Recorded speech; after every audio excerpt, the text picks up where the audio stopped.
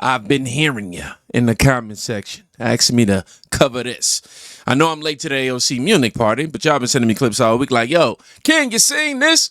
AOC froze up. She said Venezuela was where? Now listen, sometimes you don't just jump in when everybody else is screaming. You wait. You let the internet cook a little bit. Let the edits drop. And they did.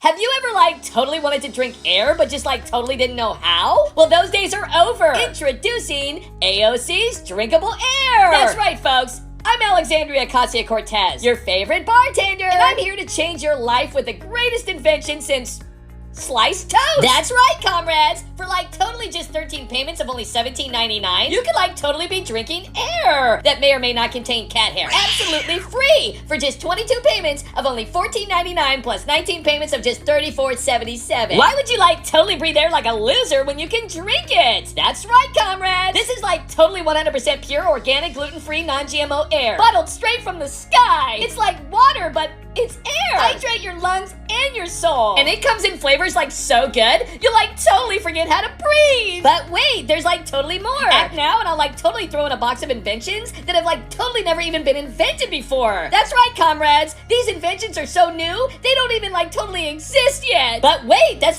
totally not all. Buy one can of my drinkable air and you'll totally get a new garbage disposal. Wait, what's a garbage disposal? And for the first 100 colors or whatever, I'll totally personally explain the 3 chambers of Congress. There's the House, the Senate, and the other thing. But wait, there's totally even more. Act now, and I'll totally include my brand new invention, dehydrated water. For only 17 payments of $60. That's a 25-cent value, absolutely free. After only 14 payments of just $27.99. That's right, folks. It's water, but dry. No more heavy water bottles wasting space in your refrigerator. Dehydrated water is totally the future of hydration. How do you use it? It's totally simple. Just totally add 8 ounces of dehydrated water to a large water bottle and pour in 24 ounces of water. Then stir it up and presto!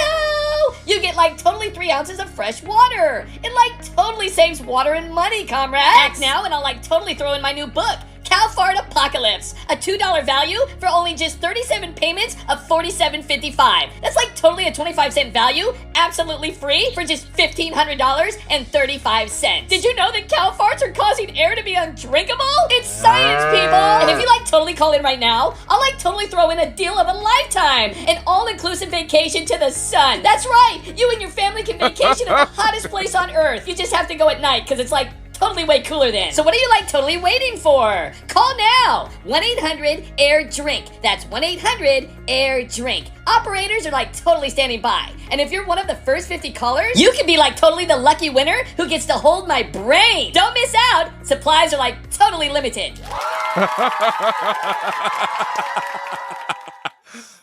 Shout out to the United Spot. I was thoroughly entertained by that. I had to show that first. Now, before we get serious, I have to show you what the internet, what the internet does.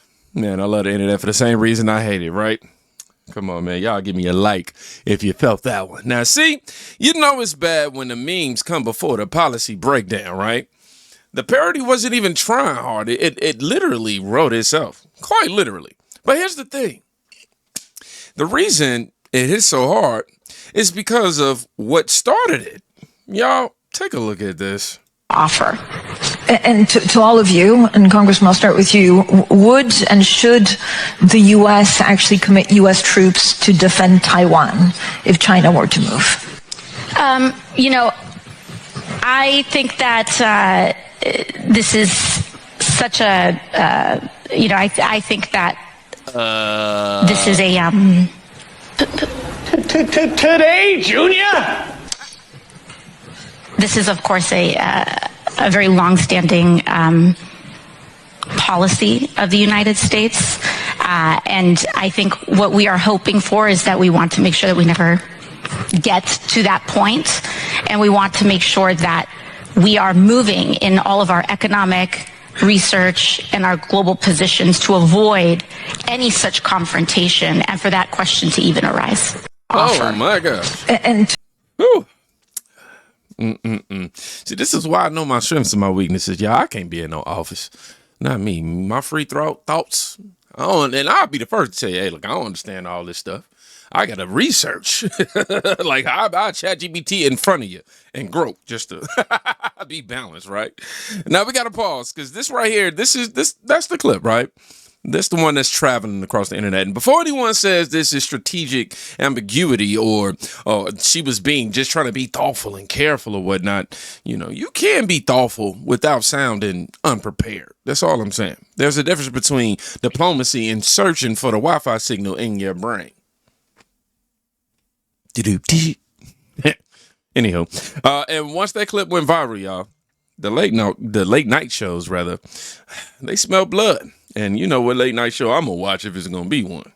AOC and Gavin, they look like lightweights on the international stage because they've been so preoccupied with climate, trans, DEI, sanctuary cities that those muscles have atrophied. They don't know anything about the foreign policy. They're essentially doing the grunt work for our adversaries. If Trump were a majestic tree, Kaylee, they would root for the termites.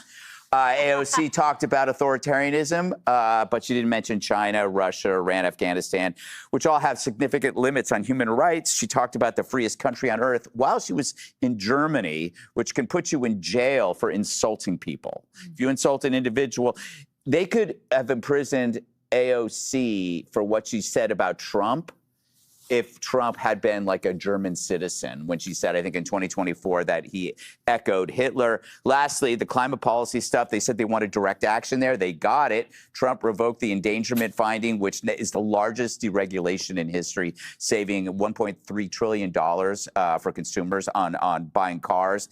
That's a big deal. That is direct action. Yeah. And for that, I'll see my way out. And see, now we've entered into phase number 2, mockery. Because when comedians get comfortable, that means the moment is crossed in the culture. But wait, y'all, it gets even more surgical. We got Senator Kennedy. Well, it's not all crickets. Congresswoman Ocasio-Cortez went to Munich this week and made some comments about foreign policy. Look, I don't hate anybody, and I certainly don't hate the Congresswoman. But how can I put this? The Congresswoman is kind of like Vice President Kamala Harris, but with more bartending experience. She has never been accused of being a policy maven. You put her in a presidential primary with Elizabeth Warren or Rahm Emanuel, they will devour her like a light snack. I probably shouldn't say this, but she can get me back. Somebody told me a joke today. They said Congresswoman Ocasio-Cortez announced today categorically that she is not a moron. And she went on to say she hasn't even been to Utah, much less embraced their religion. Now, she can get me back. I don't dislike the Congresswoman, but our plan for dealing with her, as I've said before, has always been Operation Let Her Speak. And so far it's working, and my message to my friend the Congresswoman is, you go, girl. You just keep it up. Operation Let Her Speak. I love Senator Kennedy, man, when he gives his commentary, man. Oh, man, that line stuck. It's stuck not because it's clever, but because it implies something dangerous. If your opposition's strategy is to just let you talk, that's not a good sign, like at all. And then it shifted from jokes into serious criticism. Okay, so now she had called into the New York Times and tried to give an explanation there, and now she's got this one, what is she doing? I mean, I understand what she's doing. Is it working? No. No and no. And as a moderate Democrat, I can't tell you how much I'm enjoying this implosion.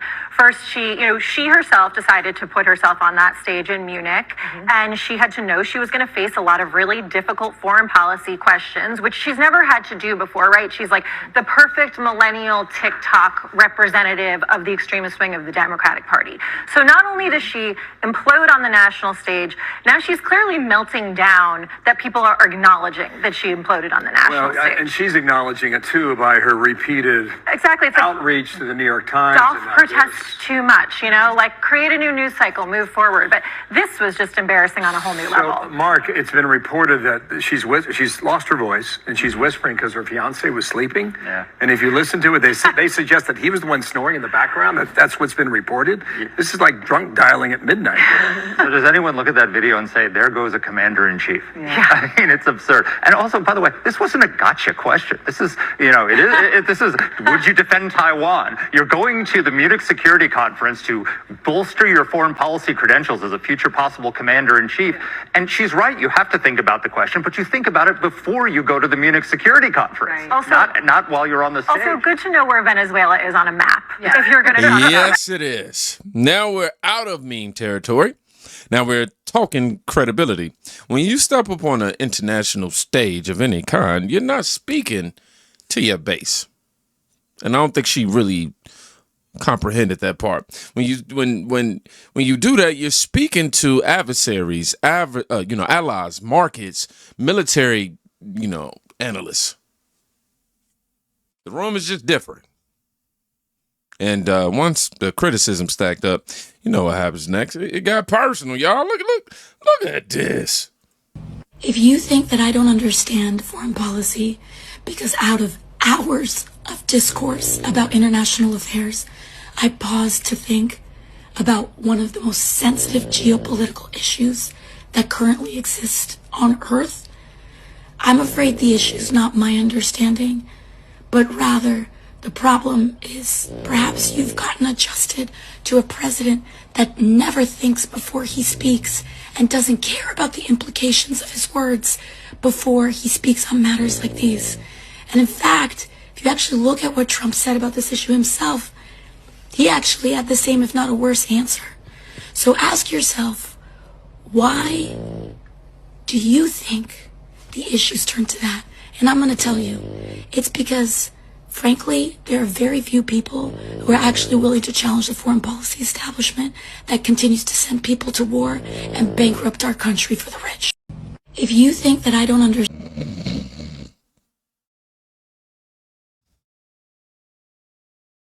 Honestly, I ain't got no reply to that. The internet is undefeated. She just defeated herself. But here's the real headline.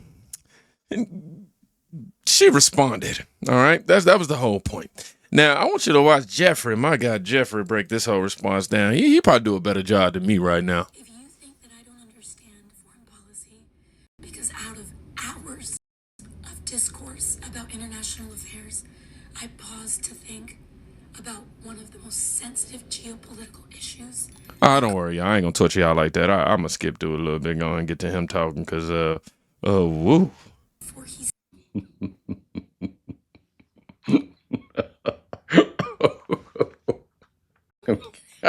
All right, let me stop. No, sweetheart, it's not the fact that you took your time to think. It's that you took your time to think, said, I think for like 20 seconds straight, and then proceeded to give a word solid answer that did not answer the question. It would have been different if she said, okay, give me like 10, 15 seconds. Let me think about that, and then I'll give you an answer. And then she gave a competent, coherent answer. That's not what happened. She mumbled, I think, for like 20 seconds straight and then said nothing. Here's a little bit of her taking her time to think. Would and should the U.S. actually commit U.S. troops to defend Taiwan if China were to move? I think that this is such a, I think that this is of course a very long-standing policy of the United States, and I think what we are hoping for is that we want to make sure that we never get to that point, and we want to make sure that we are moving in all of our economic research and our global positions to avoid any such confrontation and for that question to even arise. So she spent the first half of the video saying, and I think. Then she spent the second half of the video essentially not answering the question. She just wasted people's time. Or maybe not. I mean, she showed her lack of competence when it comes to foreign policy and her lack of understanding, and that's why she's out trying to defend it. But it wasn't just that. It was her lack of understanding history.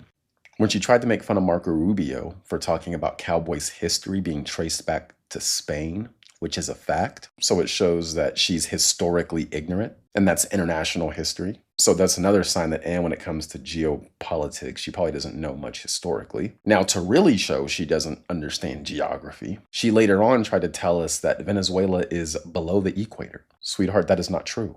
So no, we don't think you're ignorant on geopolitics because you took your time to think. That's just you coping on your social media. You not answering the question, not understanding geography, and not understanding international history is why people are saying that. It's quite simple. But that's all I've got for now. Don't forget I have a free email newsletter. The link to that is in my profile. I got a confession. So sometimes when the videos be going on, I got ADHD. A lot of people don't know that. I got ADHD. So a lot of times for me to be able to keep focus on what's going on, I be in the back with my boxing gloves. Let me see if y'all can see it. Will it show? I won't show. And I'll be punching my little speed back. All right, y'all don't care about none of that. Now, this is the part that people are split on, though. All right, some say she was being responsible. Some are saying that she froze. But here's what I see. Leadership isn't about having a perfect answer, right? It's about command presence. When you speak on Taiwan, China's listening. When you speak on troop commitments, markets, they're going to react. The stage wasn't a town hall. It was Munich. And look, I'm late to the party, I know. But sometimes it pays to show up late, after the noise. Because when you watch the whole sequence, the meme, the stutter, the roast, the serious critiques, the response, you don't see one bad answer. You see how moments spiral. In politics in 2026 isn't about who's right. It's about who looks ready. That's why that's it. Now, if you made it to the end of this video, I want you to write, she ain't look ready. Or either one of those. It don't even matter. Y'all be safe. Go check out somebody today. You can quite literally be saving their life. I'm gonna go punch this punching bag. Peace.